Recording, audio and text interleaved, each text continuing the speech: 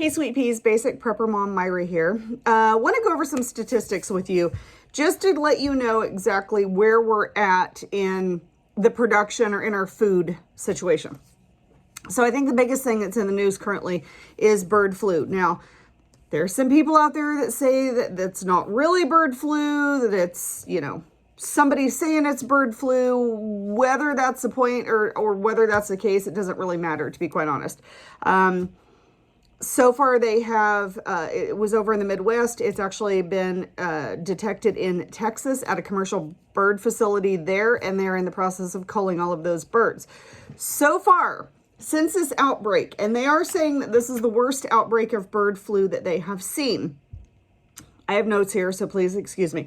So far, they have killed or culled 23 million birds, and that is meat chickens, turkeys, and egg-laying chickens as well. So egg-laying facilities as well as meat birds. 23 million birds so far. That's just as of right now. And if it keeps moving and keeps spreading to more commercial facilities, there will be more birds that will be euthanized or culled.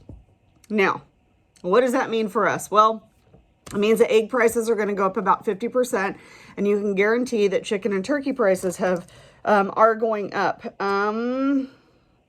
Poultry already. So this was actually a statistic before the bird flu situation came out. Okay, so this is a statistic that does not even take into consideration the 23 million birds that have currently been culled. Okay, our poultry has gone up 73% in cost just since March of 2020. So we look at March of 2020 until now, but this was probably March of 2020 to March of 2021, let's say. I think that's what the timeline was. So poultry was up 73% at the time of this statistic. That's going to go up tremendously due to the bird flu and all of these birds being culled. I want to go over some other numbers with you. Now, like I said, this is from since March of 2020 until now, okay? Crude oil has gone up 176%. Coal has gone up 740%. Natural gas, 200%. Lumber prices are up 265%. And on the food issue, wheat, 103%, corn, 120%, sugar, 83%, milk, 74%, beef, 57%, and poultry, 73%. Remember, that was before we had the bird flu statistics that are out and all these birds that are being culled. So now we're going to be looking at not only higher prices on our feed, but we're also going to be talking about more food shortages. So anything poultry related are really, really going to get hit hard.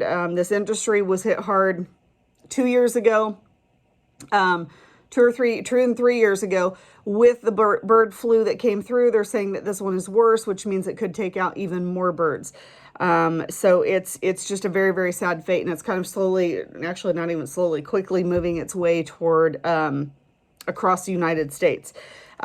So far, they're estimating that the cost of living is going to go up about $5,500 a year, and that's about $450 a month is what the average family is going to have to pay out extra on top of what they already pay out, another $450 a month because of inflation, because of higher prices, because of things just going up. And that's that's fuel, that's food, that's anything that you buy right now, okay? They say that we only have an inflation rate of 7.9%, but looking at these numbers, I'm not sure where they're getting that from, because these numbers sure are not 7.9%. If everything went up just 7.9%, we might be okay. But that's unfortunately not the case. You're not making any more than what you made. So that's where this kind of inequality comes in. Your inflation rate and the price of everything is going up. However, your wages are not going up. And we already know that cost of living, the housing prices are absolutely mind blowing. Where I live in Northern California, housing prices here, we will never be able to afford to buy a house, to be quite honest. And both my husband and I work.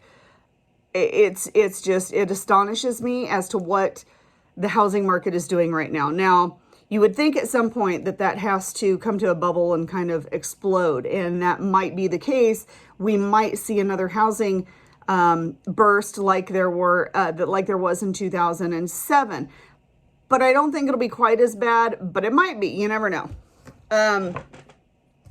So all of these prices, everything is going up right now. What does that mean for us? Well, that means that we continue to stock, we continue to prepare, we continue to do what we can. However, it does mean that unfortunately our money that bought all of this now is just buying a very small amount. So we have to be a little bit more frugal about what we stock up on and what we supply ourselves with. We need to kind of prioritize and make sure that what we're getting is definitely the important things for our family, and then your family or my family. So focus on food, water, and medication. That is, I think, I've said that before, is what I would focus on. Now, I'm just going to tell you, water has been a source of anxiety for me for quite a while. We are on city water right now, which means that if a grid goes down or if something happens, we are out of water, and we can stock up enough water for myself and my family. Not a problem.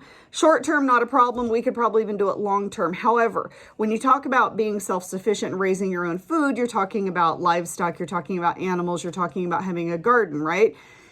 Very, very much a different scenario when you have other things and other life forms depending on you. Obviously, if you have livestock, if you have larger livestock, cows, sheep, goats, horses, pigs take a lot of water, especially in the summer months. So then you have to figure out where that water source is going to come from if you don't have water. A lot of people in our area have wells. Some people don't. We've had huge droughts the last few years. We had a very dry winter, which means that our drought season is just going to continue. And our reservoirs did not fill up as much as they should and replenish themselves from the droughts that we have been in. So it is going to put us into a really bad situation for this coming year. Typically, we don't get any kind of rain in the summertime. We get very seasonal rain. So about late fall, early winter is when our weather comes in. And by early spring, it's typically gone. Might have a few showers every now and then. But for the most part, that's it. We get, 2 or 3 months that have our winter or wet weather, and then we move on to the dry season. So it's very difficult to figure out how you're going to provide water for everyone in your family, including the animals. We do have water sources. We have rivers, lakes, and streams. However, thousands upon thousands of people will be looking at that water source as well if something goes wrong. So long-term water usage or storage, I don't have an idea. We have rain barrels. We could fill them up with a hose. We can treat the water. We can rotate the water. We can, do that as much as possible. But that is ideally when you have plants and livestock, that is a very short-term situation. So I don't know what the answer is other than moving to a climate that has more weather that comes in throughout the year, that you can build your rain catchment systems, that you can replenish that water as you go through it. But other than that, I don't know in a very dry, arid climate what the answer is. So somebody might have some suggestions out there, and that would be great.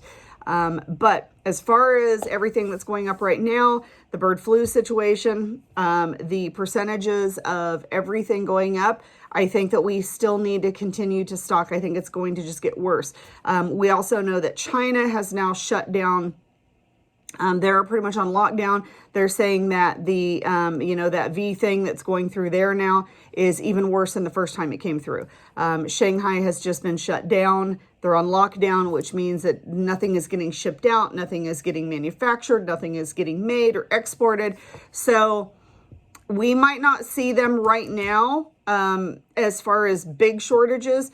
But if they stay locked down much longer, I think it's been about 2 weeks now. If they stay locked down much longer, we're going to see big shortages and very scary times that are going to be coming down the line, especially with medication. that we get from China. So I would say stock up as much as you can right now. I'm trying to do that myself. I'm trying to do that with our prescriptions. I've actually had someone else talk about and suggest that if you have a prescription medication, now is the time to start looking into, okay, what does the medication do for that specific, like what does it do to your body when you take it? And are there natural alternatives out there that you can look to if for some reason you cannot get that prescription? Sorry, my phone's going to ring now. But let me know if you have any questions or comments. This kind of has gone a little bit longer than I wanted, but definitely start looking into things. Definitely start figuring out what you want to do with a water source, because that is hugely important. Water is life, so make sure you figure that out. And also, being where we live in Northern California, and we're going to have a really bad fire season. So I think now is definitely the time, no matter where you live. They've had the really bad storms back east, to look at your preparedness guide, look at yourself for your family, look at what your plan is, your preparedness plan, and make sure that everyone is on board, make sure everybody knows what to do, and just really have that in place. All right. Once again, if you have any questions or comments, reach out to me. Any suggestions, I am all for it. And I will talk to you guys later. Have a wonderful, amazing day.